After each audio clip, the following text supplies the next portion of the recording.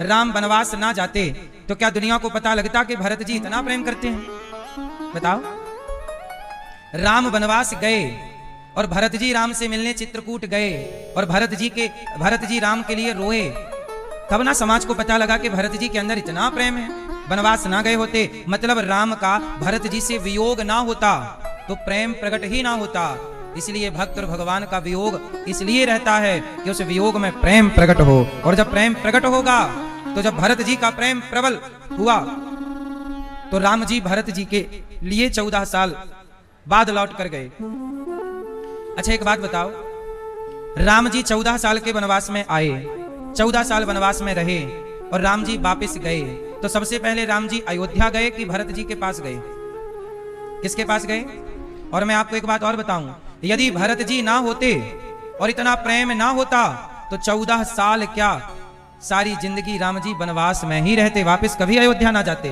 वापस अयोध्या गए हैं तो केवल भरत जी के लिए, क्योंकि भरत जी ने कहा था कि यदि 14 वर्ष में एक दिन भी आप लेट हुए तो मैं आपको चिता पर जलता हुआ मिलूंगा, आपके बिना मैं रह ना पाऊंगा। प्रभु, ये जो रह ना पाऊंगा की स्थिति है, इसी का नाम है प्रेम, और इसी का अनुसरण करती हैं गोपियां।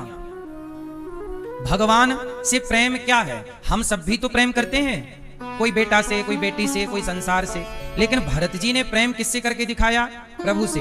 गोपियों ने किससे प्रेम करके दिखाया? भगवान से। आपको भी ये मैसेज मिला, हमको भी ये मैसेज मिला कि भगवान से ऐसे प्रेम करोगे तब हमारी भक्ति सार्थक होगी, तब हमारी उपासना सार्थक होगी, तब हमारी पूजा सार्थक होगी। यदि हम प्रेम ना करें तो हमारा कुछ भी सार्थक नहीं। इसलिए मूल में प्रेम है। मूल में क्या है? प्रेम। इसलिए कहता हूं कि भगवान कोई औपचारिकता का सब्जेक्ट नहीं है, भगवान प्रेम का सब्जेक्ट है। राम ही केवल प्रेम प्यारा, भगवान प्रेम, मोहन प्रेम बिना नहीं मिलते, चाहे कर लो कोटि उपाय। बिना प्रेम के भगवान किसी को नहीं मिलते, ना आपको ना हमें। मीराबाई ने भगवान से क्या किया? क्या किया? हाँ, जो प्रेम गली में आए नहीं, प्रियतम का ठिकाना, क्या जाने जिसने कभी प्रेम किया ही नहीं, वो प्रेम निभाना क्या जाने। मैया, जिसने कभी प्रेम किया ही नहीं, वो प्रेम निभा क्या जाने। जो प्रेम गली में, जो प्रेम गली में आए नहीं, प्रियतम का ठिकाना क्या जाने। जिसने कभी प्रेम किया ही नहीं, वो प्रेम निभाना क्या जाने। प्रेम क्या होता है ये भरत जी समझते हैं, ये मंथरा नहीं समझती। ये मंथरा के बस का प्रेम नहीं है, ये कैकेयी के बस का प्रेम नहीं है, कैकेयी माता के बस का प्रेम नहीं। प्रेम तो भरत जी के बस का है। इसलिए समाज में दो तरह के लोग हैं, एक वो जो भरत जी की तरह प्रेमी है और एक वो जो मंथरा की तरह सूखे हुए हैं, प्रेम रस नहीं है। कौन सा रस नहीं है? प्रेम रस। इसलिए गोपियां भरत जी को फॉलो करती हैं। गोपियां कहती हैं जैसे भरत जी राम के लिए तड़पते और रोते रहे, हम भी प्रभु के लिए तड़पती और रोती रहेंगी। क्यों? गोपियों से कहा चली जाओ, मिल लो गोपियों, मथुरा में कृष्ण है, चली जाओ। गोपियां बोली नहीं, मिलेंगे तो प्रेम कम हो जाएगा, मिलेंगे तो प्रेम। अच्छा ये बताओ, मिलने से प्रेम बढ़ता है कि घटता है? जोर से हैं? मिलने से प्रेम घटता है कि बढ़ता है? जोर से, जोर से, जोर से। बढ़ता है। जब आपकी शादी हुई, पहली बार पत्नी मिली, तो प्रेम की मात्रा अधिक है। शादी के बाद देखा नहीं, लड़का लड़की एक दूसरे का हाथ पकड़ के चलते हैं, छोड़ते नहीं तनिक सी देर के लिए। हाँ, ये पहला पहला प्रेम है। अब आप कहते हो मिलने से प्रेम बढ़ता है। अब यही पति पत्नी को 1 साल बाद देखना, फिर 3 साल बाद देखना, हाथ पकड़ाएगी तो पकड़ेगा ही नहीं, क्यों लगड़ी है क्या, चल। और 10 साल बाद देखना, तुमसे कहता था बहुत प्यार करता हूं, तुम्हारे बिना रह ना सकूंगा। अब यही डायलॉग पड़ोसन से कह रहा है, यही बात पड़ोसन के लिए। अब और रोज मिलो, प्रेम घट गया कि नहीं? हाँ, प्रेम कहते हैं ना मेरी मां, दूर के ढोल, दूर के ढोल, दूर के ढोल सुहावने लगते हैं, पास के ढोल तो कान फाड़ देते हैं। ए बंद कर, दूर के ही ढोल सुहावने लगते हैं। भगवान से जब तक नहीं मिले तो ना मिलने के बीच में जो तड़प है, गोपियां कहती हैं हम नहीं मिलेंगे कृष्ण से, क्यों? मिल लेंगे तो वो तड़प समाप्त हो जाएगी। और भगवान के प्रेम में तड़पने का जो मजा है ना, वो मजा अलग है, वो सुख अलग है। अच्छा एक बात बताओ, आप लोग जब वृंदावन नहीं आए, अपने घर पर थे, तब वृंदावन की याद आती ना? अब कल जाएंगे वृंदावन, अब देखो महीने भर पे हमें वृंदावन जाना है, कथा में जाना है, सत्संग में बिहारी जी से मिलने, गौरी गोपाल भगवान से मिलने जाना, अब फलानी तारीख को जाना, 1 महीने बाद हमें वृंदावन जाना। हाँ तैयारी कर लो, बैग सजाओ, सुनो कपड़ा रख लेना, पूरे लड्डू भी बना लेना, वृंदावन जाना है।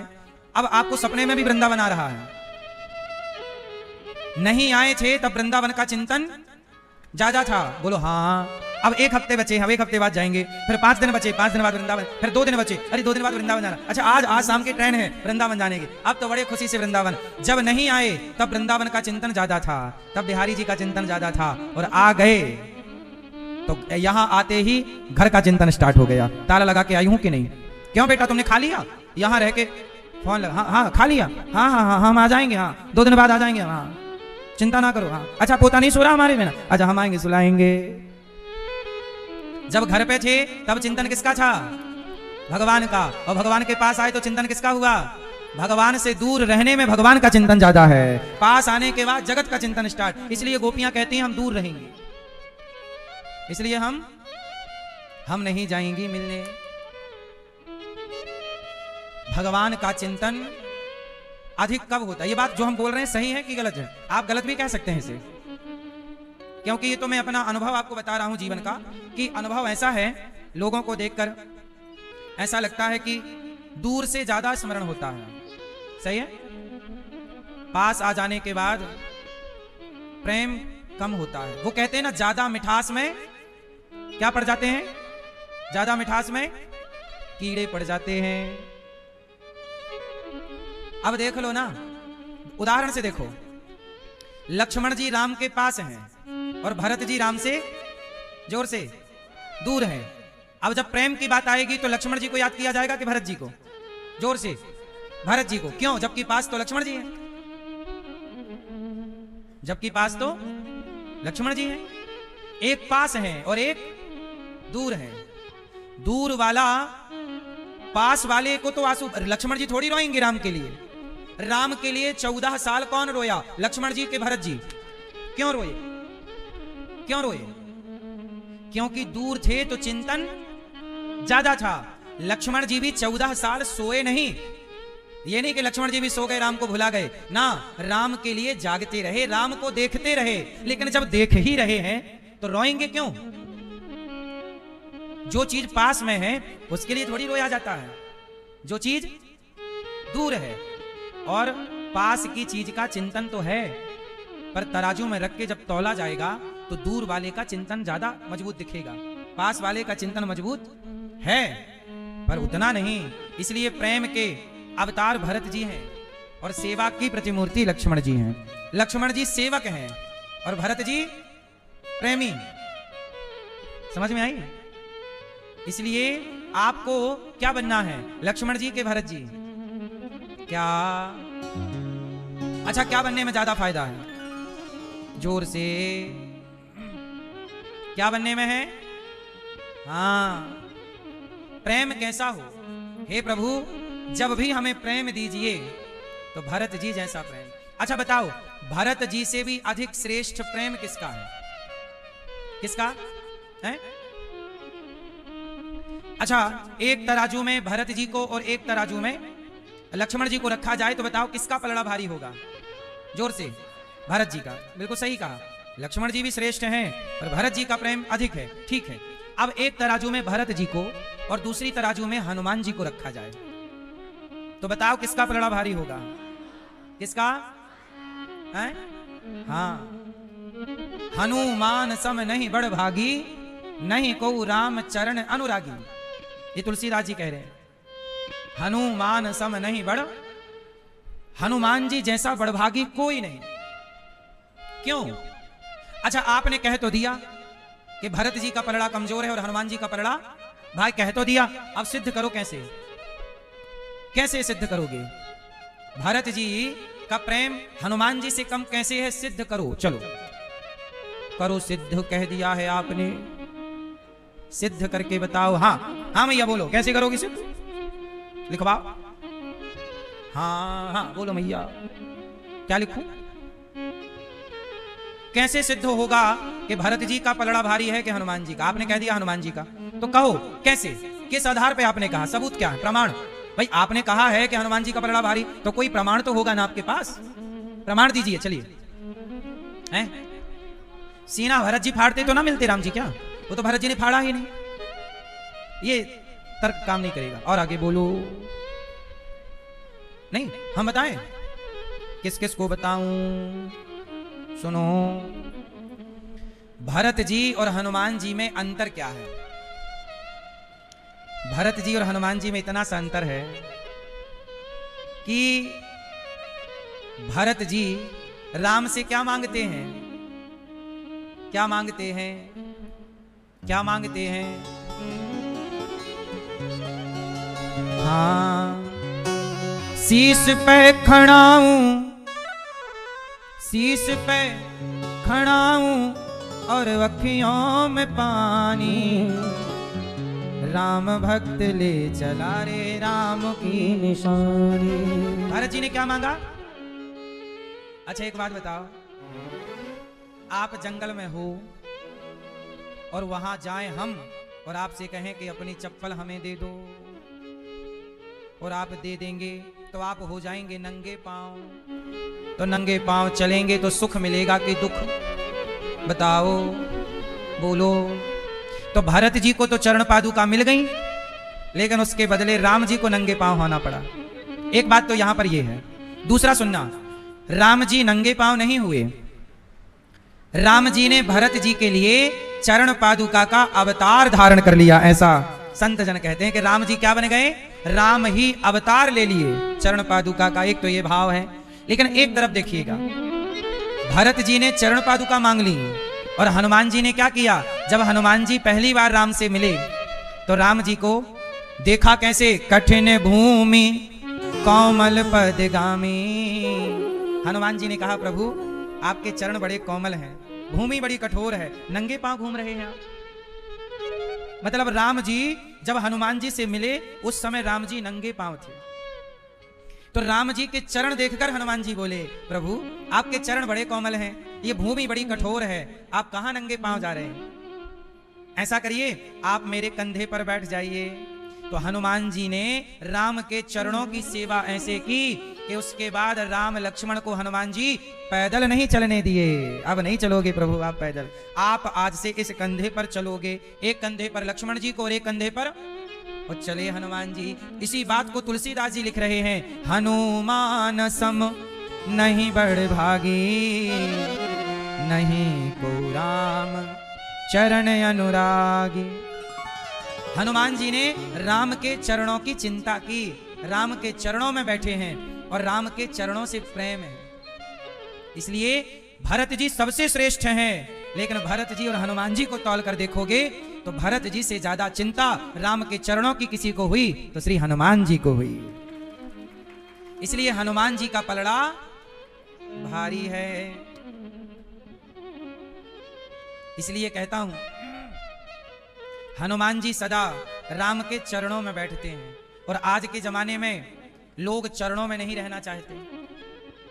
दुर्योधन को देखो ना, भगवान कृष्ण लेटे थे तो दुर्योधन को मांगने जाना था कृष्ण से, एक तरफ कृष्ण और दूसरी तरफ कृष्ण की नारायणी सेना। तो दुर्योधन गया और भगवान सो रहे थे तो सिर के पास जाकर खड़ा हो गया, खोपड़ी के पास।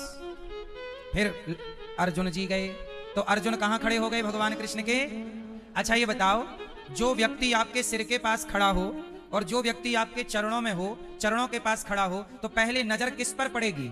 आप लेटे हैं, मान लो आप लेटे हैं और कोई चरणों के पास खड़ा है और कोई सिर के पास खड़ा है, पहली नजर किस पर पड़ेगी? हाँ, भगवान की नजर सदा उस पर रहती है जो चरणों से जुड़ा रहता है। इसलिए आप लोगों ने कुछ भक्तों को देखा होगा, जैसे आप लोग भगवान के सिर पर पुष्प चढ़ाते हो। आप लोग भी तो भगवान के सिर पर ही खड़े हो, आपको भी भगवान के चरणों से थोड़ी मतलब है। आप बताओ, भगवान के पुष्प कहां चढ़ाते हो? आप फूल लेंगे और भगवान के मुंह पे मारेंगे। अरे पुष्प कभी मुख में नहीं चढ़ाए जाते, पुष्प कभी मुख में नहीं चढ़ते। मुख में पुष्प चढ़ता है? पुष्प हमेशा चरणों में चढ़ता है। भगवान के चरणों में पुष्प अर्पण किए जाते हैं, लेकिन आज के लोग चरणों में नहीं, सीधा भगवान के ऊपर मुंह पे फेंकेंगे पुष्प, और भगवान मिल जाएंगे तो ऊपर से चढ़ाएंगे, ऊपर से फूल, चरणों में नहीं, ऊपर। बोलो हाँ, आप भी दुर्योधन टाइप की बुद्धि रखते हैं कुछ लोग। दुर्योधन भी खोपड़ी पे चढ़ता है, सिर पे, इसलिए नजर नहीं हो उस पर। नजर भगवान की सदा उस पर होगी जो भगवान के। इसलिए राम के मंदिर में देखिएगा, हनुमान जी सदा हाथ जोड़कर चरणों में बैठे हैं। कैसे बैठे हैं हनुमान जी? कैसे बैठे हैं जरा बताओ, हाथ कैसे जोड़े हैं? और ऐसे नहीं, थोड़ा सा सिर झुकाए हैं हनुमान जी, ऐसे।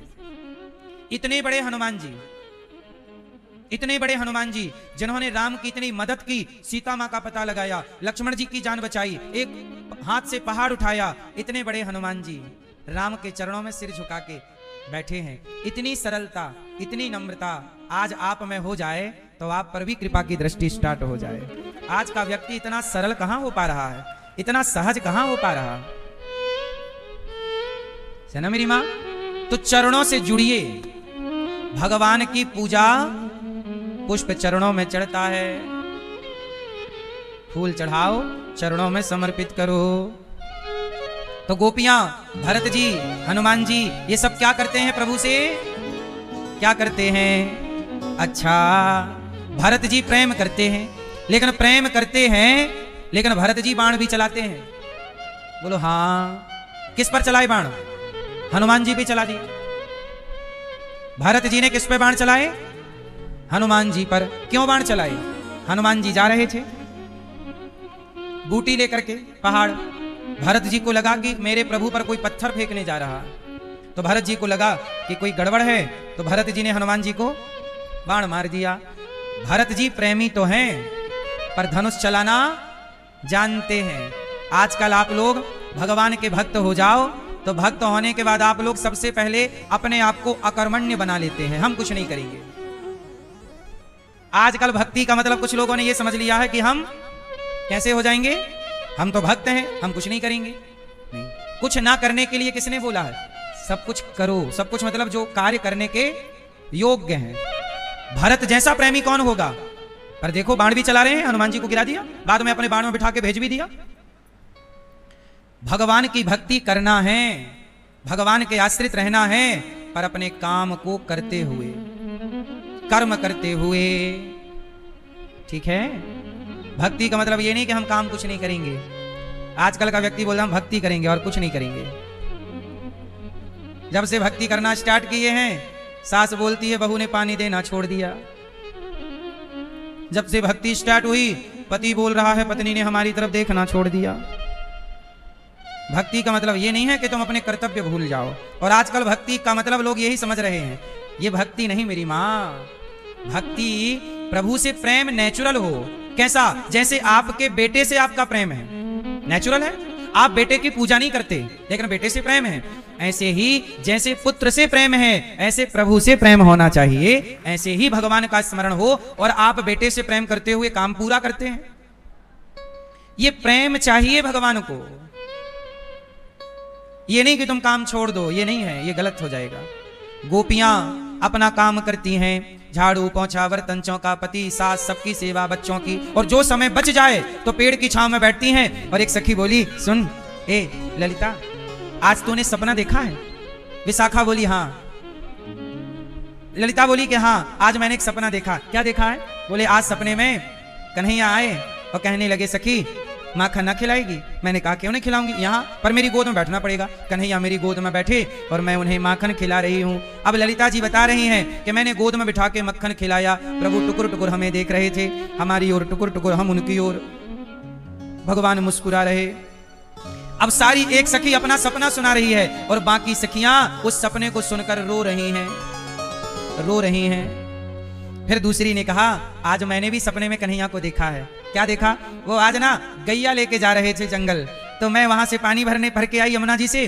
तो जब यमुना जी से पानी भर के आई तो कन्हैया गैया लेके जा रहे थे। कन्हैया बोले कि सखी प्यास लगी है, पानी पिलाएगी? हाँ हाँ लाला, क्यों ना पिलाऊंगी। तो मैंने अपने मटके से ऐसे पानी किया, कन्हैया ने दोनों हाथ से पानी पिया और मैं उनका दर्शन करती रही। अब एक सखी अपने सपने में जो घटना देखी वो सुना रही कि आज सपने में हमने पानी पिलाया। अब एक सखी सपना सुना रही, वो बाकी सुन करके रो रही कि सखी तो कितनी भाग्यशाली है, आज प्रभु ने सपने में आकर तुझे दर्शन दिया। तो कितनी भाग्यशाली है, आज प्रभु को तूने पानी पिलाया, आज तूने मक्खन खिलाया। तीसरी ने कहा, आज सपना तो मैंने भी देखा है। क्या देखा है तुमने? आज मैंने देखा कि कन्हैया गौशाला में गाय दोह रहे हैं, बछड़ा पी रहा है और कन्हैया भी गैया दोह रहे, दूध निकाल रहे। तो मैं गई सपने में और मैं बोली, कन्हैया थोड़ा हमें भी दूध दोगे? कन्हैया बोले हाँ। तो जो बाल्टी में दूध था उन्होंने हमें दे दिया, लो तुम ले जाओ, हमारे घर में बहुत दूध है। अब हमें तो दूध चाहिए नहीं था, हम तो दूध के बहाने और करीब गए थे, मांगने के बहाने के पास से दर्शन करेंगे। मैं भी बैठ गई। तो कन्हैया ने क्या किया, दूध लगाते हुए बोले, तुझे दूध पीना है? बोले हाँ। तो थन की पिचकारी है, 2 दिन का कह कर गए हैं, इंतजार है, बस प्रभु का आंखों को इंतजार है, सरकार आपका आंखों को इंतजार है, सरकार आपका ना जाने होगा कब हमें दीदार आपका, आंखों को इंतजार है, सरकार आपका, आंखों को इंतजार है प्रभु आपका। गोपियां इंतजार कर रही हैं, आएंगे, आए नहीं श्याम जी, लगाई कहां देर रे, आप कहां रह गए हे प्रभु, आए नहीं, लौटे न आए श्याम सखीरी, लौटे न आए श्याम सखीरी, परदेसवा में छाए जी, परदेसवा में छाए जी, वादा कर गए मोह से कन्हैया, बिछड़ी फिर रही वन वन गैया, रो रो छकी यशोदा मैया जी, नैनन आंसुआ टपक रहे हैं, नैनन आंसुआ टपक रहे हैं, कब लो गैल निहारों जी, कब लो गैल निहारों जी।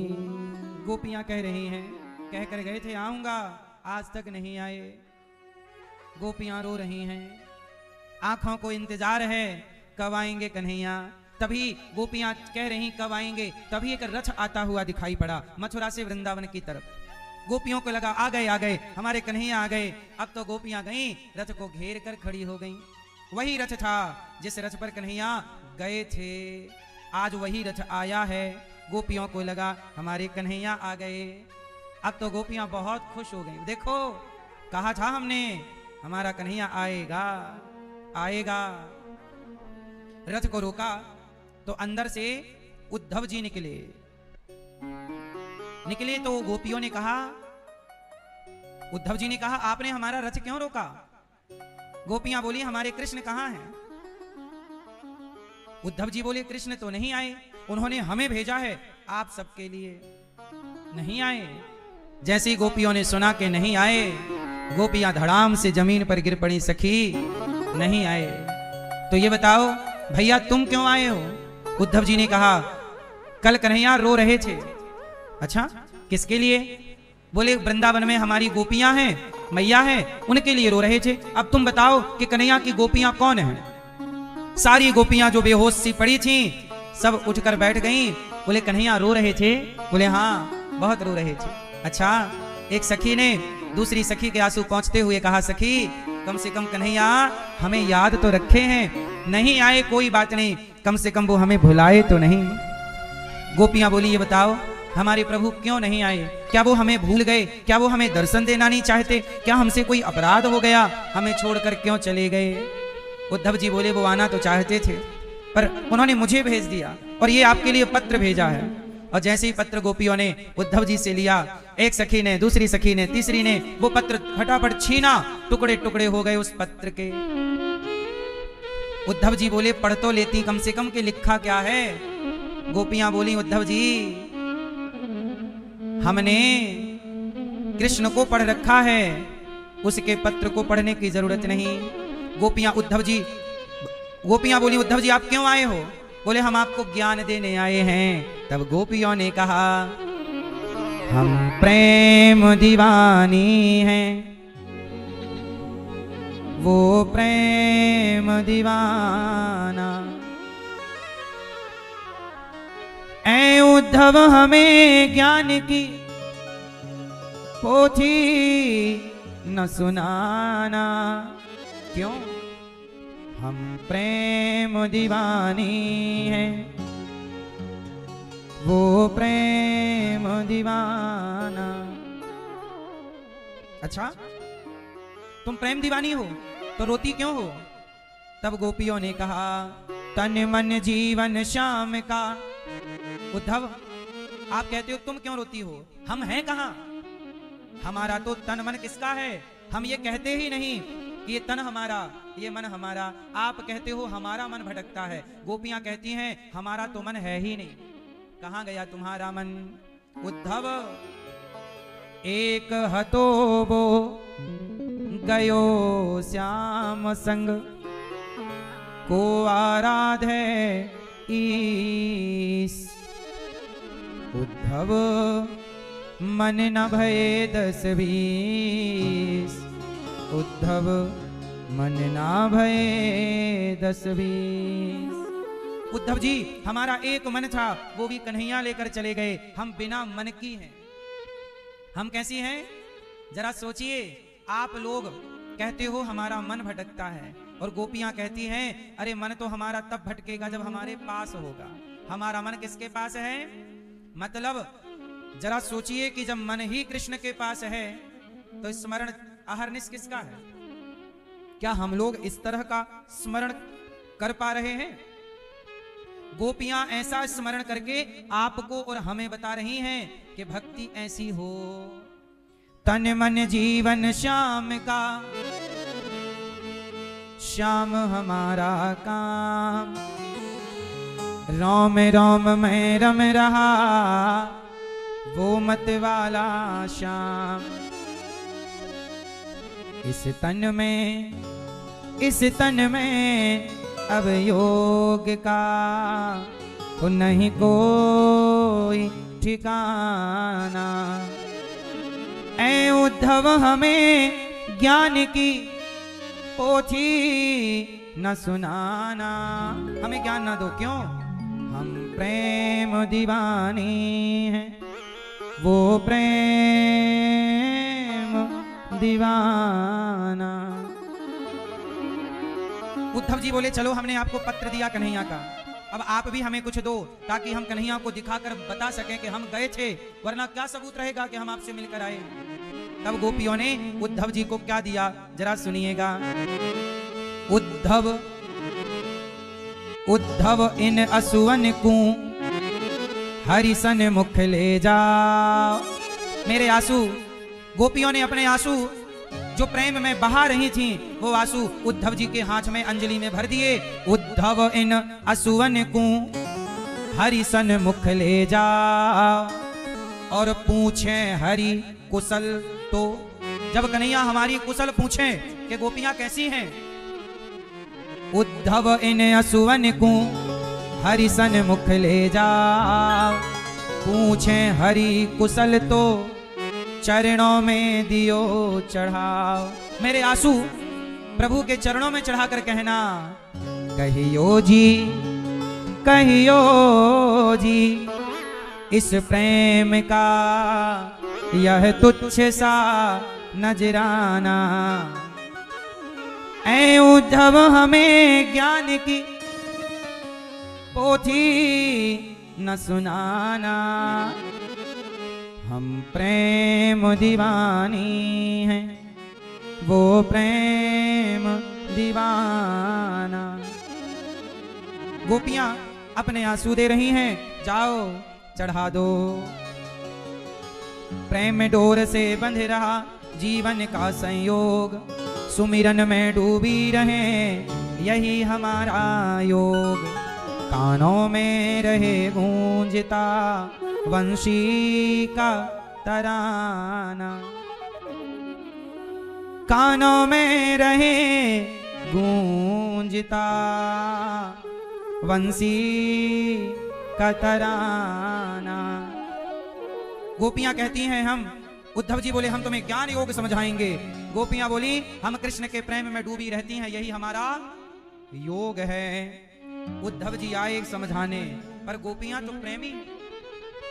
मेरी माँ, भगवान के लिए आंसू ना बहें, भगवान से प्रेम ना हो तो फिर जिंदगी बेकार ही समझो। पूजा भी बेकार है यदि पूजा में प्रेम ना हो।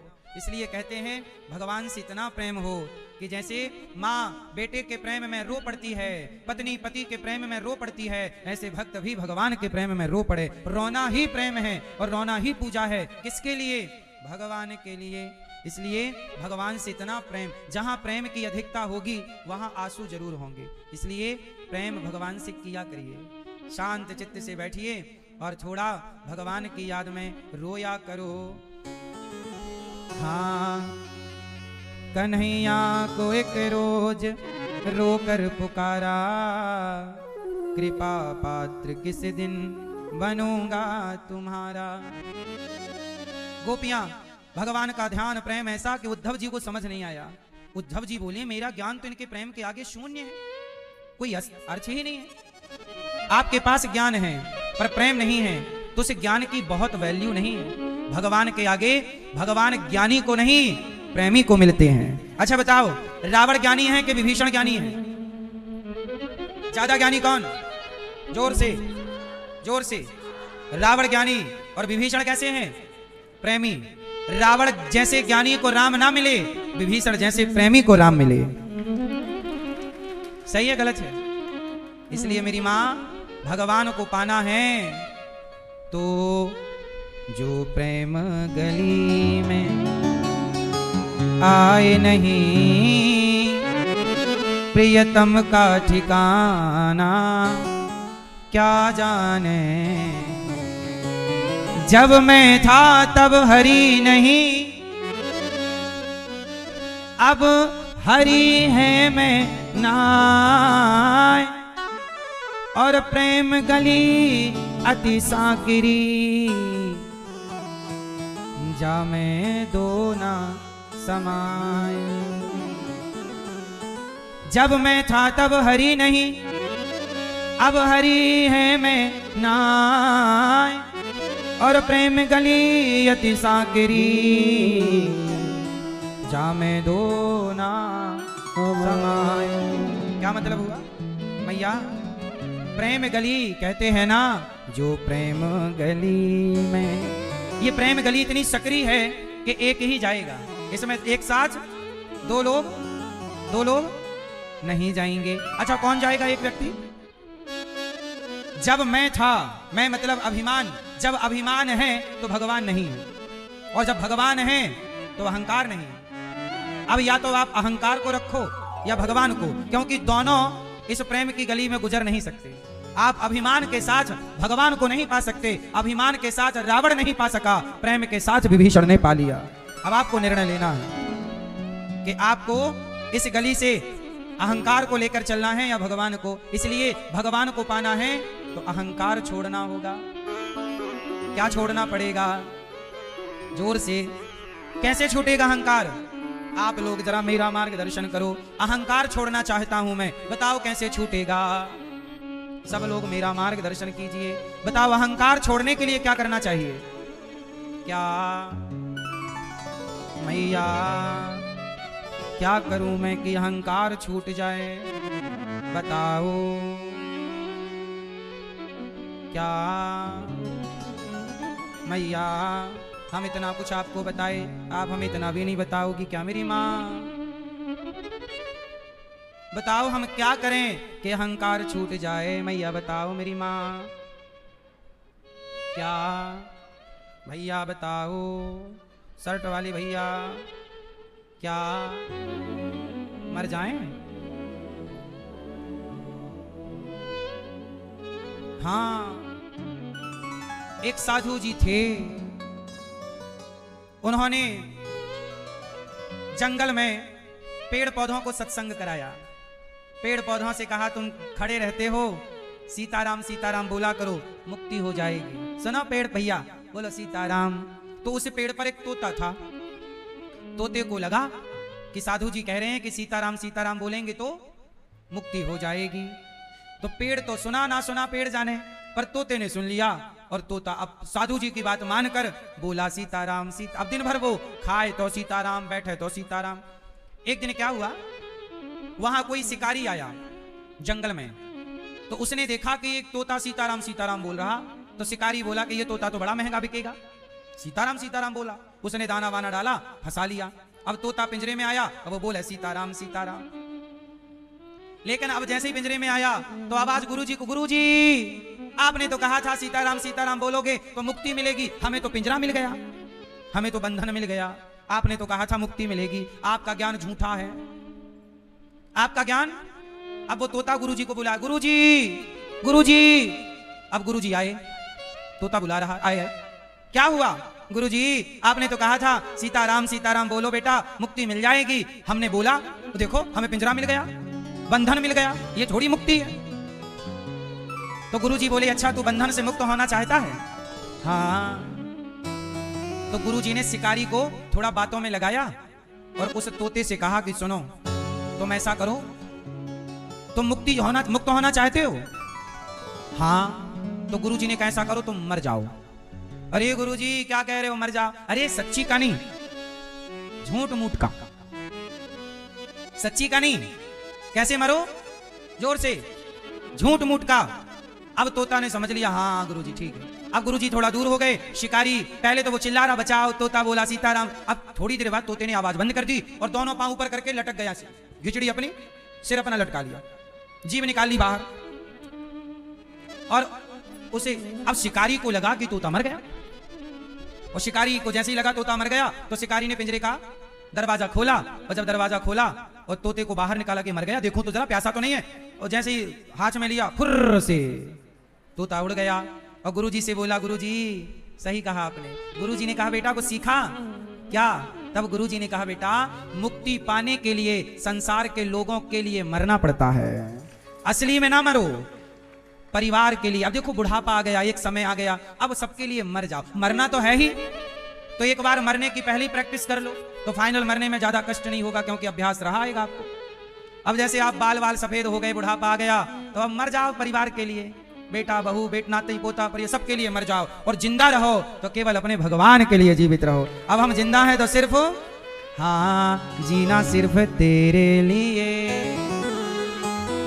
जीना सिर्फ प्रभु के लिए। किसके लिए? जीना सिर्फ प्रभु के लिए, भगवान के लिए जियो। और संसार के लिए, संसार के लिए मर जाना, क्योंकि संसार तब तक पीछा नहीं छोड़ती जब तक आप, जब मर जाओगे तब फाइनल भूंज भांज के आ जाएगी। हाँ अब हमने सवाल किया था हम क्या करें कि अहंकार छूट जाए, आपने बताया नहीं। अब हमसे सुन लो, किस कौन कौन सुनना चाहता है कि क्या करें कि अहंकार छूट जाए? बता दूं कि नहीं? मैया ना सुनोगी मेरी माँ, जा रही हो, अहंकार ना आए मैं क्या करूं? बता दो मेरी माँ, जाते जाते ये तो बता जा, मैं क्या करूं कि अहंकार ना आए। जा रही हो मेरी माँ? जाओ। अरे मैया तो नहीं जा रही हैं। मैया मैया बोली बताना पड़ेगा, इससे अच्छा बैठ जाऊं।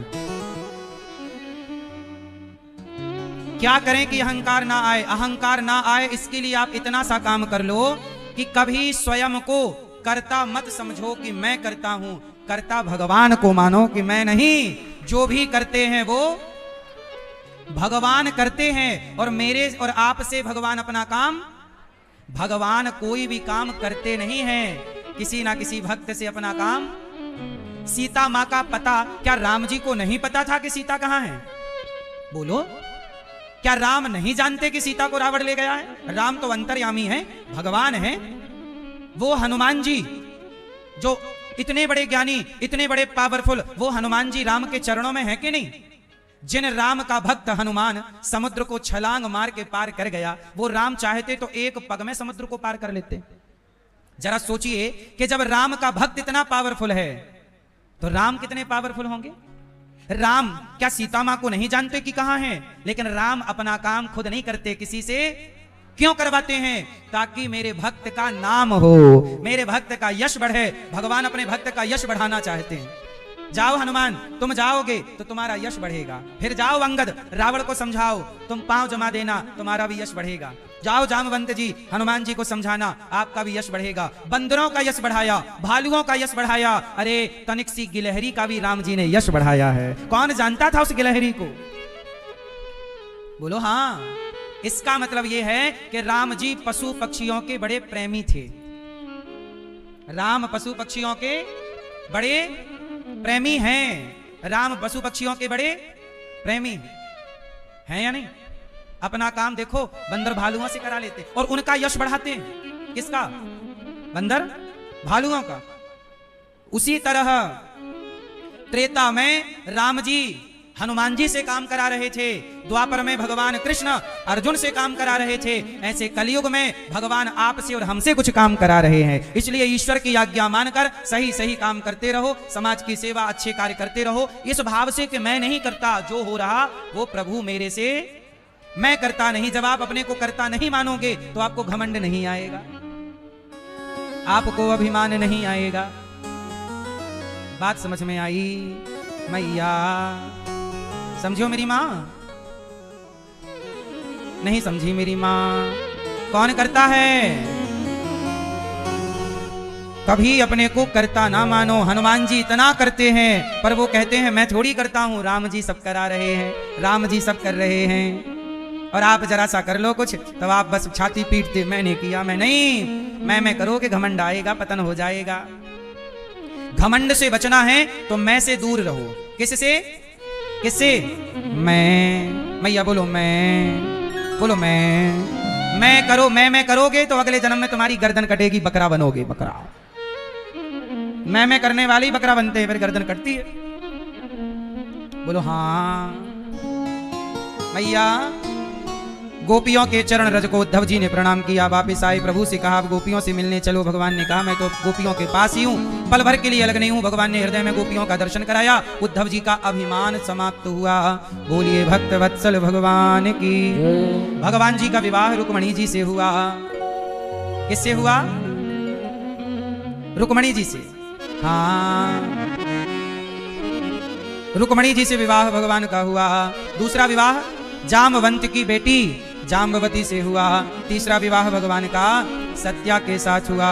चौथा यमुना जी के साथ, पांचवा मित्रविंदा, छठवा सत्या, सातवां भद्रा, आठवां लक्ष्मणा के साथ हुआ। भगवान विवाह करके बहुत खुश हैं। आप लोग विवाह करके खुश हैं कि नहीं? हाँ, विवाह करके कैसे हैं आप लोग? मैया क्या बोलती तू?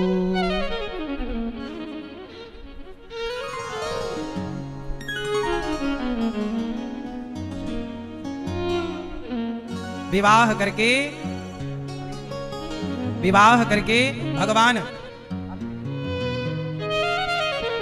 भगवान विवाह करके बहुत प्रसन्न हैं। कितने विवाह हुए भगवान के? और आप लोगों के कितने भये?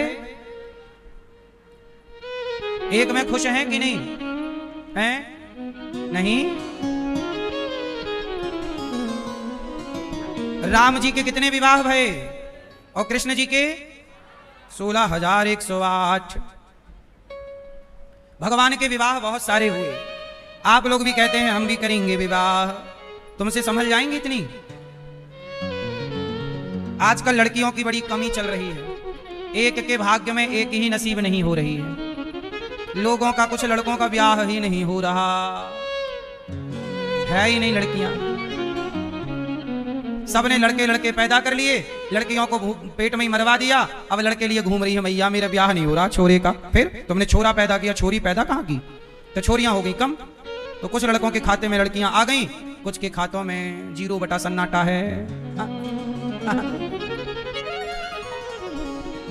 सही है कि नहीं? कुछ का हो ही नहीं रहा। 40 साल के हो गए, 50 के हो गए, हो ही नहीं रहा। अब कह रहे कैसी भी चल जाएगी, अंधी लंगड़ी बहरी भी। अब नहीं मिल रहा है कोई रिश्ता तो कैसा भी चलेगा। क्यों मैया? भगवान के विवाह हुए 16,108। हर रानी से 10 बेटा 1 बेटी। ये भगवान है। मैंने कई बार कथा सुनाई है कि भगवान ने इतने सारे विवाह क्यों किए। हर विवाह के पीछे एक कारण था।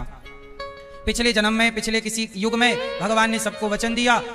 जब भगवान नर नारायण बने तो स्वर्ग की 16,100 अप्सराओं ने भगवान से कहा था कि प्रभु हमसे विवाह कर लो। तब भगवान नारायण ने कहा था कि हम जब द्वापर में कृष्ण अवतार लेंगे तब आप सब आना। तो स्वर्ग की सारी अप्सराएं जब कृष्ण अवतार हुआ तो वही सब भगवान की पत्नी बनकर के प्रकट हुई, क्योंकि वह भगवान को पति के रूप में चाहती थी। और भगवान ने सतयुग में यह वरदान दे दिया था। तो भगवान ने जिसे जो वचन दिया है वो पूरा करते हैं। अब हम लोगों को लगता है भगवान इतने विवाह। अच्छा मुझे एक बात जरा समझाओ आप लोग, बताइए 16,108 पत्नियों से 10-10 बेटा पैदा करने की क्षमता आज किसी भी पुरुष में है? फिर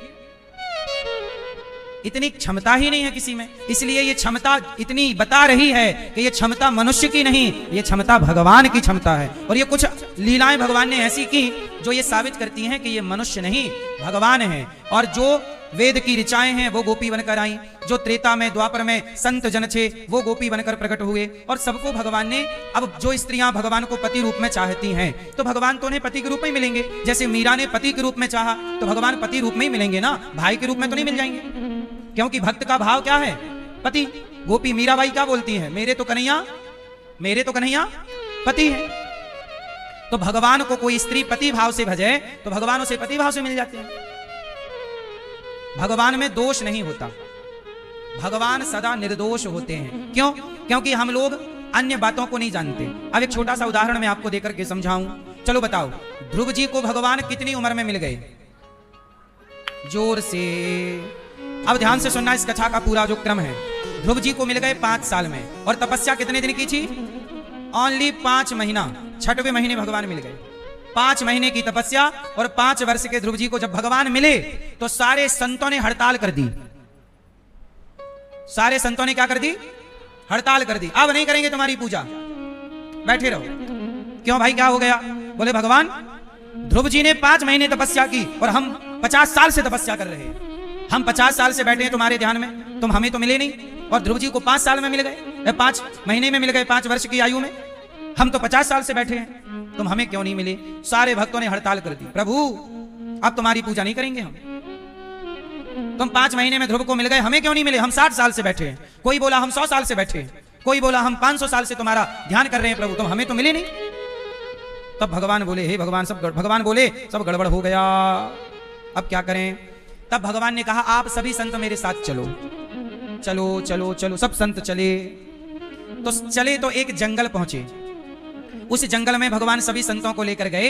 उस जंगल में बहुत सारी हड्डियां पड़ी थी।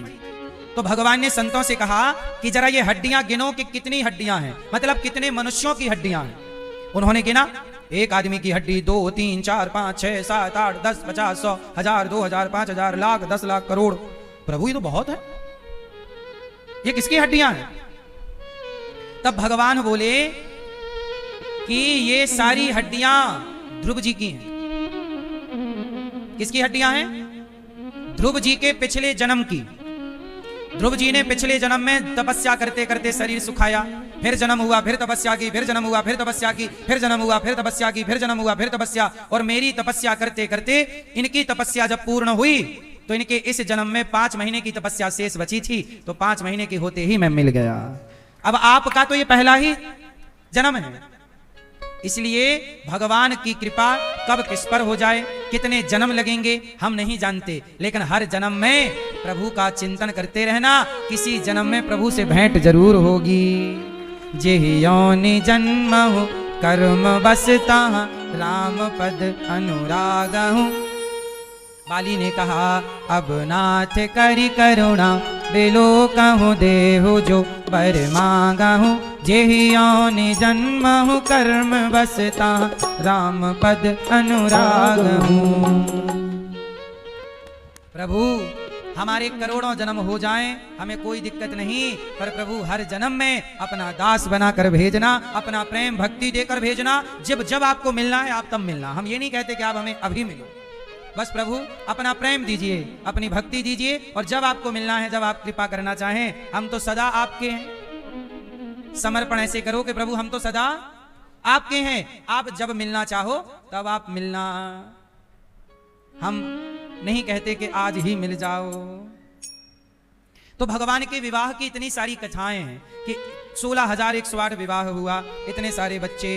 भगवान अपने पत्नियों के संग हंसते मुस्कुराते रहते हैं। आप लोग भी पत्नी परिवार में खुश रहा करो। आप कितने लोग परिवार में खुश हैं पत्नी के साथ? पति के जो खुश हैं वो हाथ उठाएं।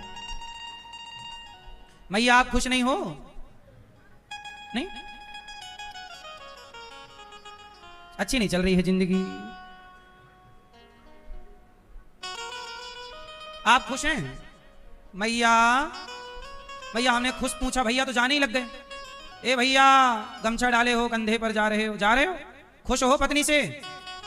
पूछ क्या लिया, तुम तो जाने लग गए। जाओ खुश रहो। भगवान कृष्ण और पत्नियों के साथ कैसे हैं?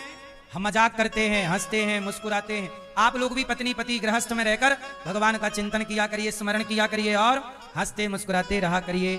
जीवन में पति पत्नी को एक दूसरे का साथ देना चाहिए, एक दूसरे का ख्याल रखना चाहिए और हर परिस्थिति में हैप्पी रहना चाहिए, खुश रहना चाहिए। मैया आप खुश हो पति के साथ? पति प्यार करते हैं आपको? हाँ, कहाँ पति आपके? मैया मैया के हमारे मैया पति कहाँ आपके? घर पे हैं, आए नहीं? क्यों? कथा नहीं सुनते? वो सुनते तो आप क्यों नहीं लाई?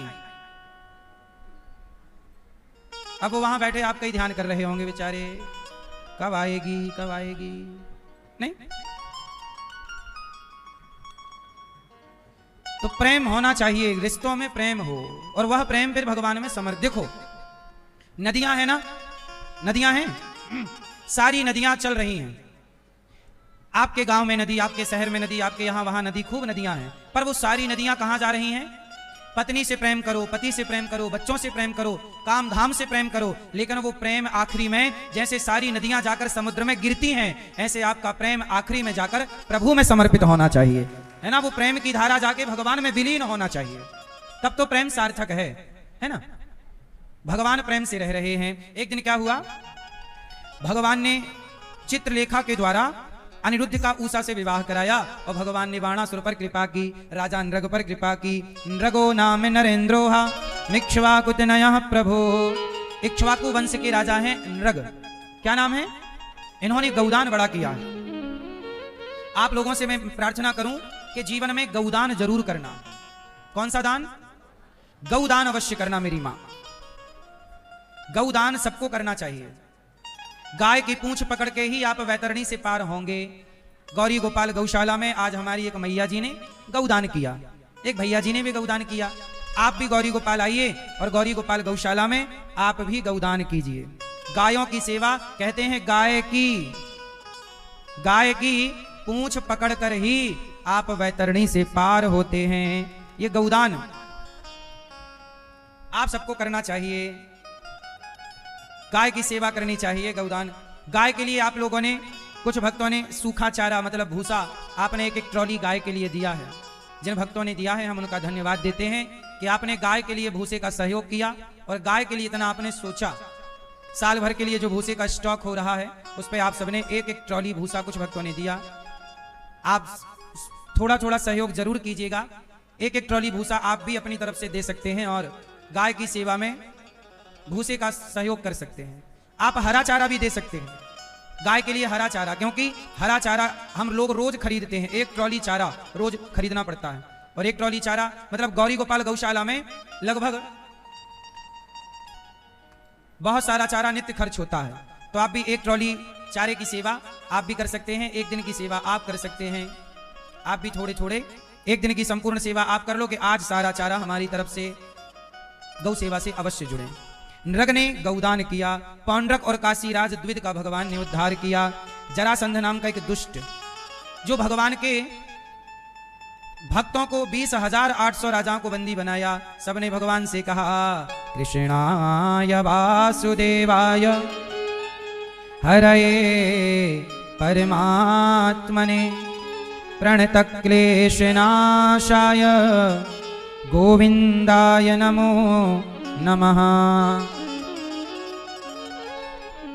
कृष्णाय वासुदेवाय हरये परमात्मने प्रणतक्लेशनाशाय गोविंदाय नमो नमः। अब सारे राजाओं ने भगवान से गुहार लगाई कि प्रभु हमारी रक्षा करो। एक्चुअली क्या हुआ कि जरासंध नाम का एक राजा था, उसने बाकी सारे राजाओं को जीत कर बंदी बना दिया। सबने भगवान से कहा प्रभु रक्षा करो। तब भगवान ने जरासंध से युद्ध किया। तो जरासंध ने बोला मैं आपसे युद्ध नहीं करूंगा, कन्हैया मैं आपको हरा चुका हूं। तो भीम भैया से युद्ध हुआ और भीम भैया ने जरासंध को बहुत मारा, जरासंध ने भी भीम भैया को मारा, पर मर ही नहीं रहा जरासंध। तब भगवान ने कहा भीम भैया कल युद्ध जब आप करना तो हमारी तरफ देखना। बेटा ओ मोबाइल वाले भैया हो गया गेम नहीं? अब सुनो, जरासंध ने युद्ध किया और भीम भैया ने अब युद्ध करते समय किसकी तरफ देखा? भगवान की। तो भगवान ने एक तिनके को उठाकर बीच से फाड़ा, एक भाग इस तरफ एक भाग इस तरफ फेंक दिया। जरासंध को भी बीच से फाड़कर इस भाग उस भाग को यहां वहां फेंक दिया और जरासंध मारा गया। तब जरासंध का उद्धार भीम भैया ने किया और भीम भैया को जीत कब तक नहीं मिली? जब तक नजरें भगवान की ओर नहीं थी। इसलिए कहता हूं जीवन में जीतना चाहते हो तो काम करते हुए नजरें भगवान की ओर होनी चाहिए, जीत आपकी अवश्य होगी। जरासंध का भगवान ने उद्धार कराया और उनके बंधन से जेल से मुक्त कराया राजाओं को। अच्छा, शिशुपाल नाम का एक व्यक्ति था, भगवान की का अपना रिश्तेदार ही था और भगवान का रिश्तेदार होकर भी वो शिशुपाल भगवान को गालियां देता था। बोलो हाँ। अच्छा ये बताओ, रिश्तेदार आपको गालियां देते हैं कि नहीं? जोर से हाँ, नहीं तो ना। आपके रिश्तेदार आपको गाली देते हैं? बोलो, देते हैं? हाँ कि ना? नहीं देते? भैया आपको देते हैं? आपने पैसे देने से मना कर दिया होगा। रिश्तेदारों को पैसे ना दो, इसी में बुराई है, और दे दो तो आप बड़े अच्छे, और आप दे दो और भूल जाओ, यदि मांगा तो भी आप गलत हो, तो भी आप क्या हो? आप गलत हैं। आज के जमाने में बस यही सिस्टम थोड़ा अच्छा नहीं है, लोग बेईमान ज्यादा हो गए हैं। पैसे लेते हैं, अच्छी बात है, कोई मांगे, किसी की जरूरत है और हमारे पास और आपके पास है तो दे देना चाहिए। लेकिन जब हम मांगे कि भैया अब हमारे वाले पैसे लौटा दो, हमें जरूरत आन पड़ी है, तो वो मना कर देता है, अरे हम खा के भागे जा रहे हैं। इसे कहते हैं नमक हरामी। आप लोग तो किसी का खा के नहीं भाग गए। आप लोग ऐसे तो नहीं है कि पैसे ले ली और देना रहे हैं। मैया और भैया कान खोलकर सुनना, किसी का पैसा 1 रुपया लेके मरना मत। यदि 1 रुपया का कर्जा लेके मर गए तो उसका 1 रुपया चुकाने के लिए अगले जन्म में उसके घर का, उसकी गली का कुत्ता बन के चुकाना पड़ेगा, चुकाना पड़ेगा। ईश्वर के हिसाब में वो 1 रुपया दिखाई पड़ेगा कि तुमने फलाने का खाया, चलो भाई जाओ चुकाओ, उसके घर में जाके चुकाओ, उसके घर का नौकर बन के चुकाओ या कुत्ता बन के चुकाओ या बैल बन के चुकाओ, चुकाओ मैया। इसलिए किसी का पैसा ना खाओ, जीवन ईमानदारी से जिया करो। 1 रुपए किसी का नहीं लेना चाहिए व्यर्थ का। कहते हैं ना, रिश्ता भाई भाई का और हिसाब पाई पाई का। वही व्यक्ति सुखी है जो हिसाब रखता है। आप लोग अपना हिसाब रखते हो कि नहीं? कितना आया, कितना गया, एक डायरी बनाओ आप लोग। महीने में कितना मिला, या रोज का कमाते हो तो रोज का कितना कमाए, 1000 कमाए, 500 कमाए, 2000 कमाया, 5000 कमाया, लिखो कागज में, डायरी में, आज हमने इतना कमाया। फिर खर्चे भी लिखो कि आज हमने यहाँ यहाँ यहाँ यहाँ खर्च किया, और उसको फिर चेक करो कि हमने जहां किया क्या वहां करना जरूरी था या बचाया जा सकता था। यदि बचाया जा सकता था तो वो खर्चा बचा लो, फिर वो पैसे बचने स्टार्ट हो जाएंगे। आप लोग ना हिसाब नहीं रखते, इसलिए आप कहते हो पैसा तो बहुत कमाते हैं, ठहरता नहीं, क्योंकि हिसाब नहीं है। क्या नहीं है? समझदार व्यक्ति हिसाब रखता है। अच्छा, जो हिसाब रखेगा उसके पास पैसा रहेगा। आप लोगों ने खर्चे का कोई हिसाब तो रखा नहीं है। खर्चे का हिसाब है, व्यर्थ के खर्चे हैं आप लोगों के, व्यर्थ के, व्यर्थ के। आप लोग मंजन करते हो, कौन सा मंजन करते हो? कौन सा वाला है? भारत का मंजन किया करो, देसी वाला विदेशी मंजन ना किया करो, पैसा विदेश चला जाता है। भारतीय मंजन जो मेड इन इंडिया है, वो मंजन, वो साबुन यूज किया करो मैया। और मंजन आप लोग ना इतना सारा निकालती हो, इतना मंजन, मंजन में खुद अपने आप में वो जहरीला होता है, फैन निकलता है। पहले के लोग दातून करते थे, उनके दांत मजबूत रहते थे। तुम मंजन करते हो, तुम्हारे दांत कमजोर हो गए, क्योंकि वो मंजन बना ही इसलिए है कि तुम्हारे दांत कमजोर करें पहले, फिर डॉक्टरों के पास जाओ तो दवाई बिकेगी, वरना डॉक्टरों के पास कौन जाएगा? इतने से मंजन से काम हो जा। अब जैसे आपके घर में मंजन आया, आपने 1 महीने चलाया, वो मंजन कम लगाते, दांत भी साफ रहते, नुकसान भी तो करता ही है मंजन। देसी मंजन, मैं तो सबसे बढ़िया मंजन कहो तो बताऊं, दांत कभी दर्द कर दे तो आप मुझे कहना, दांतों का रामबाण इलाज, सबसे बढ़िया मंजन जो घर पे बना सकते हैं। आप क्या करो, सरसों का तेल 4 बूंद, 4 बूंद क्या, सरसों का तेल, और थोड़ा सा नमक, नमक चाहे सेंधा नमक ले लो या सफेद नमक ले लो, सेंधा लो और अच्छा है, और उसमें डाल दो जरा सी हल्दी, हल्दी, सरसों का तेल और नमक, तीनों को मिक्स करके आप मंजन करो। और मुंह पे दर्द है, दांत में, दाढ़ वाड़ में, आप रेगुलर करो तो दांत भी अच्छे रहेंगे। आप इसको ब्रश से भी कर सकते हैं, उंगली से नहीं तो दांत भी अच्छे रहेंगे। हल्दी से एंटीबायोटिक है। जितना भी बाजार की चीजें हैं सब में जहर है, केमिकल है, आप समझते ही नहीं है बातों को। घर की चीज बंद कर दी आप लोगों ने। ये नमक और हल्दी और सरसों का तेल, इससे ठीक हो जाता है दर्द मसूड़ों का। रेगुलर करोगे दर्द ही नहीं होगा। हम सही कह रहे हैं गलत कह रहे हैं? तो हम तो सही ही कहते हैं, आप लोग मानते कहां हैं? हम तो आपके पैसे बचा रहे हैं। आप लोग अपना हिसाब रखो मेरी मां, व्यर्थ के खर्चे से बचो, व्यर्थ के खाने पीने की चीजों से बचो, पैसे बचाओ बचाओ बचाओ। कल को संकट आ सकता है किसी के भी जीवन में, तो वो पैसे आपके बुरे वक्त में काम आएगा। भगवान करें बुरा वक्त आए ही ना, लेकिन फिर भी कोरोना कब आ जाए पता नहीं। कोरोना आया था तो फोन लगा के नहीं आया था, हाँ भाई साहब हम आ रहे हैं, तैयारी रखना। आ गया, घर बैठना पड़ा महीनों तक काम धाम छोड़ के नहीं। अब जिनके पास था उनका आटा दाल चावल चला, जिनके पास नहीं था उन्होंने कहा भाई साहब खत्म हो गया तुम दे दो, पैसे नहीं जोड़े। इसलिए कब कौन सी मुसीबत आ जाए, देश पर आ जाए, आप पर आ जाए, बुरे वक्त के लिए 4 पैसे रखना चाहिए। ये समझदार लोगों की बातें हैं। मूर्ख लोग हैं कि नहीं समझते चीजों को, सही है गलत है। इसलिए व्यर्थ के खर्चे से बचो, सही जगह खर्च करना सीखो, सही उपयोग करो। अपने लिए खेत खरीदो, अपने लिए दुकान खरीदो, बिजनेस बढ़ाओ, व्यापार बढ़ाओ, अपने लिए चीजें लेते चलो, है ना।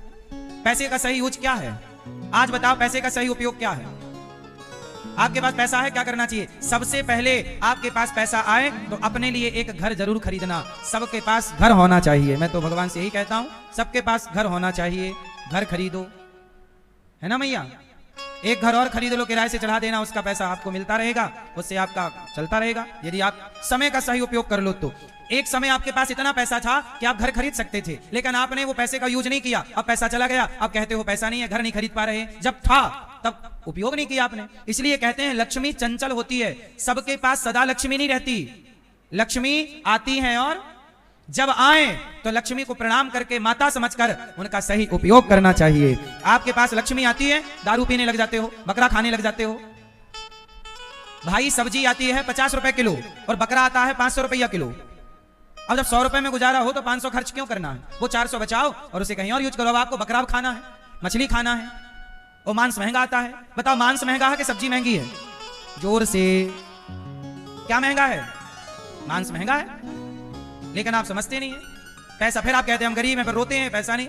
अरे दाल चावल सब्जी रोटी खीर पूरी, आम रस है, अनार का रस है, गन्ने का रस है, इत्यादि पेय पदार्थ पियो, रस पियो, अच्छी चीजों की गलत आदतें ना पाल लेना। बच्चों को भी अच्छी चीज खिलाओ पिलाओ, खान पान शुद्ध रखोगे बीमार नहीं पड़ोगे, वरना लगाते रहना डॉक्टरों के चक्कर। भगवान ने पौंड्रक को मार गिराया, जरासंध का उद्धार, शिशुपाल की 100 गालियां सुनी, भगवान 100 तक चुप रहे। जब अति हुई 101 भी सिर काट दिया, उद्धार किया। शाल्व दंत वक्र का उद्धार। भगवान के परम मित्र हैं सुदामा जी। कृष्णस्यासीत् सखा कश्चित् ब्राह्मणो ब्रह्मवित्तमः विरक्त इंद्रियार्थेषु प्रशांतात्मा जितेंद्रियः। हे प्रभु, सुदामा जी गरीब हैं। सुदामा जी देखो कम जरूरतों में आज सुखी कौन है मैया? जिसकी इच्छाएं ज्यादा हैं वो सुखी है, या जिसकी इच्छाएं कम हैं वो सुखी है? जिसकी इच्छाएं ज्यादा हैं, ज्यादा हैं, कम हैं, सुखी कौन है? जिसकी इच्छाएं। इसलिए अपनी इच्छाओं को जीतो, अपनी इच्छाओं को जीतो, कंट्रोल करो। इच्छाएं नाश करा देंगी। रावण का इच्छाओं पर कंट्रोल नहीं था, तो पराई नारी की इच्छा कर ली उसने, और उसी की इच्छा ने उसका नाश करा दिया। इच्छाओं पे कंट्रोल। दुर्योधन का कंट्रोल नहीं इच्छाओं पर। पांडवों के धन पर इच्छा है, पांडवों की पत्नी की इच्छा है। क्या कहता है? इनका धन भी ले लो और इनकी पत्नी भी ले लो, पत्नी के कपड़े उतार के मेरी जांग पे बिठाओ, दुर्योधन कह रहा है। जब आप इच्छाओं को कंट्रोल नहीं करते और आपकी इच्छाएं सिर्फ से ऊपर चली जाती हैं, तो आपकी वही इच्छाएं आपका सर्वनाश कर देती हैं। क्यों? सही है भैया? दुर्योधन की इच्छाओं ने नाश कर दिया कि नहीं? रावण की इच्छाओं ने नाश कर दिया कि नहीं? इसलिए अपनी इच्छाओं को अपना गुलाम बनाओ, इच्छाओं के आप गुलाम ना बनो। इच्छाएं इतनी भी ना हो कि कुछ भी इच्छा हो जाए। खाने की इच्छा पे कंट्रोल, कुछ भी ना खाओ। देखने की इच्छा पे कंट्रोल, कुछ भी ना देखो। बोलने की इच्छा पर कंट्रोल, कुछ भी ना बोलो। सब चीजों पे ब्रेक। क्या होना चाहिए? बिना ब्रेक की गाड़ी लेना पसंद करोगे आप? शोरूम जाओ, भाई साहब एक गाड़ी दो ऐसी जिसमें ब्रेक ना हो, लेंगे आप लोग? बोलो। बिना ब्रेक की गाड़ी की कोई वैल्यू नहीं है, ऐसे बिना ब्रेक के इंसान की भी कोई वैल्यू नहीं है। बिना ब्रेक का रावण था, पुतले जल रहे आज तक। इसलिए आप देखना इंद्रियों के ना घोड़े बढ़े, इनमें संयम के हरदम ये कोड़े पड़े। अपने रथ को सुमार्ग लगाते चलो, मन से गोविंद गोपाल। अपनी इच्छाओं पर कंट्रोल, ब्रेक। क्या लगाएंगे? क्या बोलें, क्या देखें, क्या सुने, कहां जाएं, कहां ना जाएं, क्या खाएं, क्या ना खाएं, सब पे मैया ब्रेक होना चाहिए ना। आजकल के लड़के लड़कियां ब्रेक नहीं लगाते। आज प्रश्नोत्तरी में कह रहा था एक लड़का कि मैं 15 साल का हूं, मैं एक लड़की से प्यार करता हूं, लड़की भी 15 साल की है, और दोनों रहते हैं साथ में, लिव इन में रहते हैं 15-15 साल के। ना लड़की ब्रेक लगा रही है, ना लड़का ब्रेक लगाने को तैयार है। जिस उम्र में पढ़ाई करनी चाहिए, लक्ष्य को हासिल करना चाहिए, उस उम्र के लड़का लड़की भटक रहे हैं। ये बात सही है कि गलत है? फिर क्यों भटक रहे हैं? क्योंकि इनके जीवन में ब्रेक नहीं है, संयम ही नहीं है ना। सत्संग करते नहीं तो ब्रेक है नहीं। भाई सत्संग क्या है? सत्संग आपके जीवन में सुधार का ब्रेक डेवलप करता है। इंद्रियों को कंट्रोल करने में सत्संग की बहुत बड़ी भूमिका है। लड़के ने बोला कि मैं उस लड़की के चक्कर में था, पर जब से कथा सुनी तो मैं छोड़ दिया उस लड़की का चक्कर। कथा का प्रभाव के छोड़ दिया, नहीं तो वो तो पड़ा ही था चक्कर में। कथा जो सुनेगा वो बचता चलेगा, जो नहीं सुनेगा उलझता चलेगा। इसलिए सुदामा जी गरीब हैं, पर इच्छाओं पर ब्रेक है, कोई कामना नहीं, केवल एक इच्छा है, कन्हैया तुम्हें एक नजर देखना है। एक ही कामना है, कौन सी? कन्हैया तुम्हें, प्रभु आपको देखने की, पाने की कामना, और कोई कामना नहीं।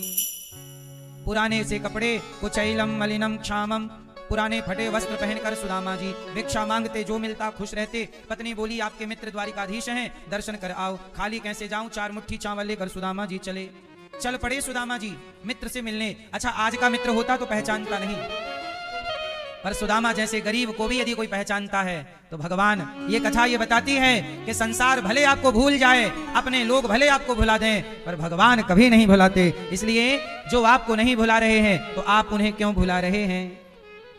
सच बताओ, भगवान आपको भूलते हैं कि नहीं? जोर से। तो फिर आप क्यों भूल जाते हो? मैया, ओ मैया, क्या गिन रही हो? हैं? चावल के दाने? मैया भी आज एक पोटरी चावल लाई हैं कि मैं भी सुदामा जी की तरह दे दूंगी। वही गिन रही हैं कितने दाने हैं। 1 2 कथा था बाद में सुनेंगे, पहले दाने। 1 2 3 4 5 6 7 8 9 10 11 12 13। हाँ, बैठे ठाणे क्या करें, करना है कुछ काम समय बिताने के लिए, चावल के बढ़ते दाम। हाँ।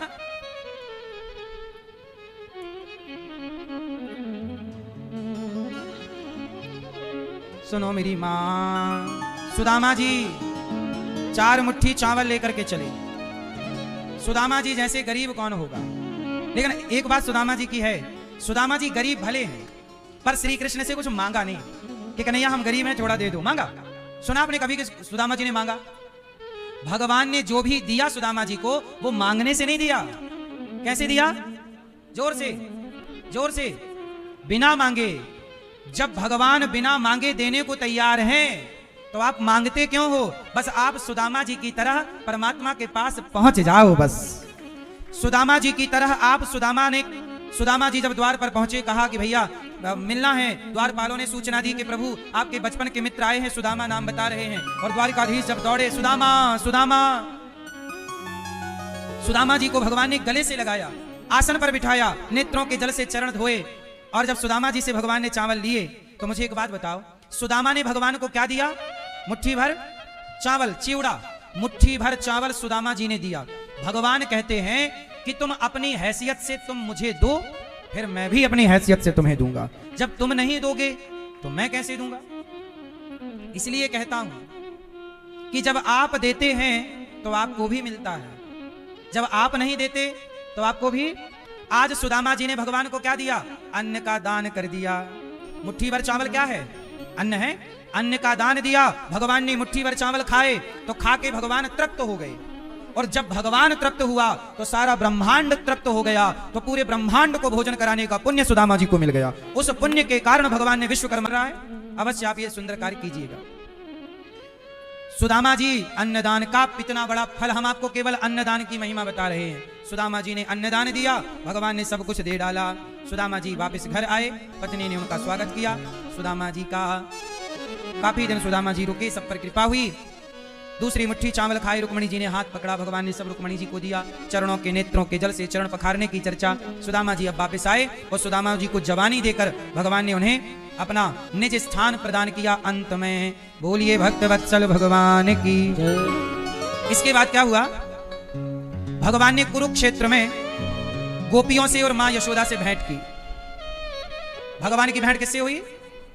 गोपियों से। भगवान कुरुक्षेत्र गए और गोपियों से और मैया यशोदा से भगवान भेंट कर रहे हैं। 100 वर्षों के बाद आज भगवान अपनी गोपियों से मिल रहे हैं। कितने वर्षों के बाद? 100 वर्षों के बाद भगवान मिल रहे हैं। गोपियां बोली, कन्हैया आप बड़े निर्दयी हैं, निष्ठुर हैं, आप छोड़कर चले गए, आपको याद नहीं आई? कन्हैया बोले, हम तो भूले ही नहीं, जाना था। अच्छा, राधा जी को शाप मिला था कि आपको कन्हैया का 100 वर्षों का वियोग होगा, इसलिए 100 साल का वियोग हुआ। बाद में मिलन हुआ कुरुक्षेत्र में। भगवान 100 साल बाद वृंदावन भी आए। और अब भगवान ने देवकी माँ और यशोदा माँ। अच्छा, भगवान कृष्ण की कितनी माता हैं? मैया। दोनों को तराजू में रखा जाए, यशोदा मैया और देवकी मैया, किसका पलड़ा भारी है? अच्छा बताओ, भगवान ज्यादा समय किसके पास रहे? यशोदा मैया के पास कि देवकी मैया के पास? जोर से, जोर से। ए मेरी मां, यशोदा मैया के पास केवल 10.5 साल रहे, अधिक से अधिक 11 वर्ष रहे बस। ठीक है?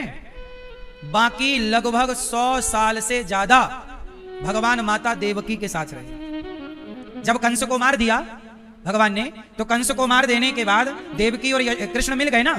कन्हैया को उनकी असली मां मिल गई और असली पिता। और जब द्वारिका गए तो द्वारिका में भगवान यशोदा के साथ नहीं रहे, भगवान द्वारिका में माता देवकी के साथ रहे।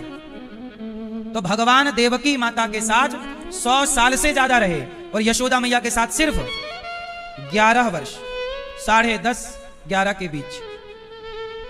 इतना समय यशोदा को और ज्यादा समय देवकी। फिर भी पलड़ा किसका भारी है?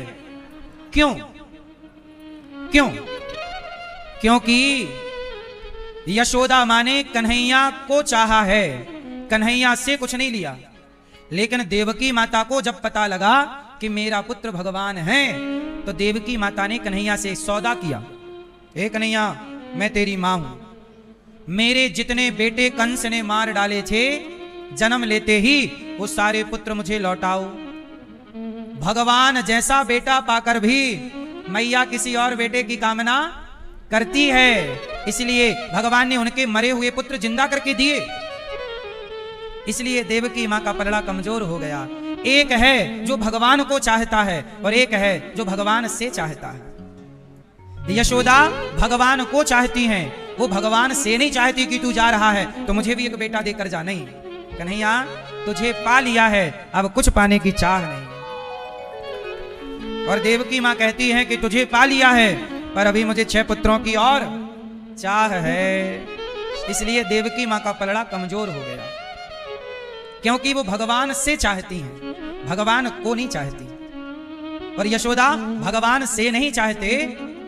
आप कौन से वाले भक्त हो? भगवान से चाहते हो या भगवान को चाहते हो?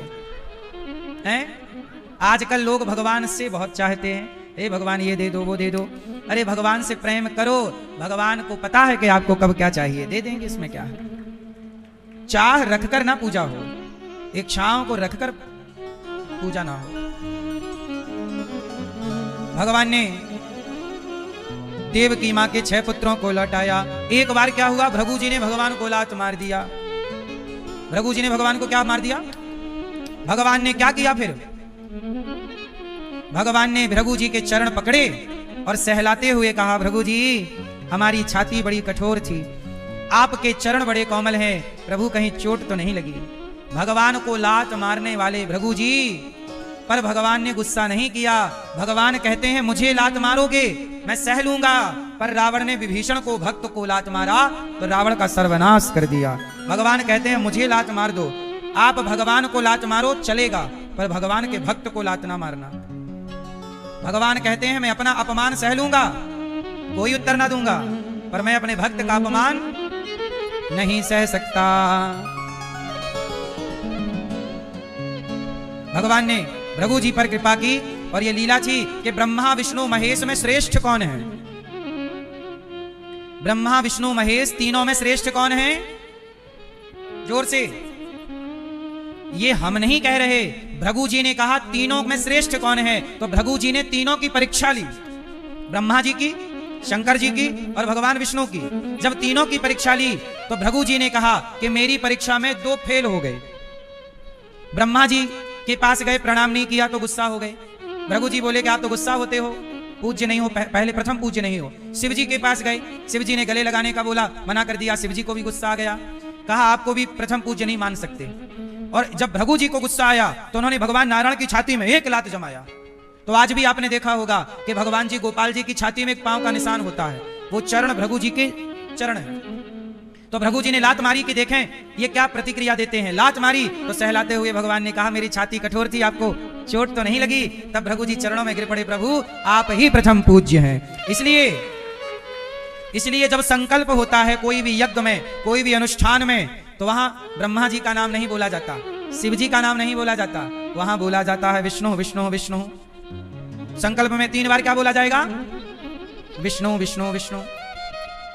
तो भृगु जी ने कहा प्रथम पूज्य भगवान विष्णु हैं, इसलिए भगवान विष्णु ही राम बने, भगवान विष्णु ही कृष्ण बने और उनके 24 अवतार हुए भगवान श्रीमन नारायण के। इसका अर्थ ये मत समझ लेना कि शिव कोई कम है, शिव में और विष्णु में कोई भेद नहीं मानना चाहिए। लेकिन जब तत्व की दृष्टि से निर्णय लिया जाएगा तो निर्णय ऋषियों ने यही निकाला है, परीक्षा लेके देखी है और उसमें पास भगवान विष्णु को भृगु जी ने किया। अंतर तीनों में बिल्कुल, ब्रह्मा विष्णु महेश तीनों में कोई भेद समझना नहीं है। हम बार बार आपको कहते हैं इन सब बातों को, ये सब बातें नॉलेज की हैं, नॉलेज सबका हो, भेद ना हो। ये सब बातें आपको नॉलेज के लिए बताई जाती हैं कथाओं में, इसके लिए नहीं कि आप भेद करने लगे कि नहीं जी शंकर जी छोटे हैं या विष्णु जी छोटे हैं। छोटे बड़े का यहां भेद नहीं है, आखिरी सिद्धांत की बात है, मूल बात जो है वो आपको कही गई। ठीक है, इसलिए शंकर जी भी भगवान श्रीमन नारायण का ध्यान करते हैं। शंकर जी हनुमान जी बने और छाती फाड़ी तो भीतर सीताराम ही बैठे हैं, तो शंकर जी सदा भगवान का ही ध्यान करते हैं। तो हरि हरि और न भेदा, हरि और हर में कोई भेद नहीं है। क्योंकि कथाओं में ये सब बातें लिखी हैं तो हम आप लोगों को बताते हैं। इसलिए नहीं बताते कि आप भेद रखो या संदेह करो, इसलिए बताते हैं कि आपका नॉलेज बढ़े। तो भगवान शिव और भगवान हरि विष्णु एक तत्व हैं। इसके बाद सांब का पेट में कपड़ा बांध कर जाना, संतों का अपमान करना, मूसल निकलना, शाप मिलना, नव योगेश्वरों का संवाद और दत्तात्रेय जी के 24 गुरुओं की कथा। पृथ्वी को गुरु बनाए, वायु अग्नि आकाश 24। दत्तात्रेय जी के कितने गुरु हैं और 24 गुरु से सीख पाई। आप भी सीखा करो, सबसे सीखो। एक दिन मैंने बोला आपको कि आपने पृथ्वी से क्या सीखा, पृथ्वी से सहनशीलता सीखना चाहिए। आकाश से क्या सीखा, जैसे आकाश सब जगह है ऐसे भगवान सब जगह हैं। आकाश की व्यापकता परमात्मा की व्यापकता को दर्शाती है। अग्नि से क्या सीखा, कुछ भी डालो स्वाहा, ऐसे आपका स्वभाव अग्नि की तरह हो। कोई सम्मान करे अपमान करे सबको जला के राख कर दो, ना सम्मान की चाह रखो ना अपमान के लिए परेशान हो। सब में सम रहो, समत्वम योग उच्यते। सम रहो, समभाव से देखो, है ना। सबको गुरु बना के कुछ ना कुछ हमने सीख ग्रहण की। आखिरी में प्रभास क्षेत्र में सारे यादव गए, आपस में लड़कर के समाप्त हो गए। गांधारी माता का शाप था, भगवान की लीला थी, सारे आपस में लड़कर के समाप्त हो गए। और भगवान ने अब इस तरह से अपनी 125 वर्ष की लीला पूरी की। पूरे परिकर को भगवान ने परम धाम में भेजा। और अब भगवान पूरे परिकर को भेजकर जब जाने लगे तो भक्तों ने कहा, प्रभु आप चले जाओगे, हम कैसे रहेंगे। भगवान बोले, मैं कहीं जा नहीं रहा, जहां जहां भागवत हैं, जब जब जहां जहां भागवत होंगी वहां वहां मैं प्रकट होकर अपने भक्तों का दुख दूर करता रहूंगा। इसलिए भागवत सुनने से आप क्या समझो, आप ये समझो कि भागवत के रूप में हमारे पास भगवान ही हैं। ये भागवत साक्षात भगवान का स्वरूप है। भागवत जी हमें भगवान से दूर करती हैं के पास। हाँ, तो भगवान के पास जाना है तो भागवत के पास चलिए। इसलिए आप अपने पितरों को भगवान के पास उनकी सदगति कराना चाहते हैं, सबको कराना चाहिए, तो आप भागवत जी के पोथी पाठ 29 अप्रैल से होंगे। आप भी अपने पूर्वजों के निमित्त भागवत जी के पोथी पाठ करा सकते हैं। और 84 कोस की परिक्रमा होगी, यात्रा है 84 कोस की, गाड़ियों से 7 दिन की यात्रा हम आपको लगवाते हैं। कार्तिक के माह में सवार है, आप अपने माता पिता को लेकर यहाँ आओ और कार्तिक के महीने में 84 कोस की यात्रा में आप सब सम्मिलित हो। जिनको भी चलना है नाम लिखा लीजिएगा, ठीक है। और कोई भी जानकारी लेना है गौरी गोपाल से जुड़ी हुई तो आप अपने मोबाइल पर केवल व्हाट्सएप पर एक नंबर, आप ये नंबर नोट कर लीजिए टीवी पर देखकर, 6399991599। इस नंबर पर आप व्हाट्सएप पे केवल राधे राधे लिखकर भेज दीजिए और आपको सारी जानकारी मिल जाएगी। आप जिस सेवा से जुड़ना चाहें वो सेवा से आप अपने आप को जोड़ लीजिएगा। गौरी गोपाल आश्रम में सेवाएं होती, आप में से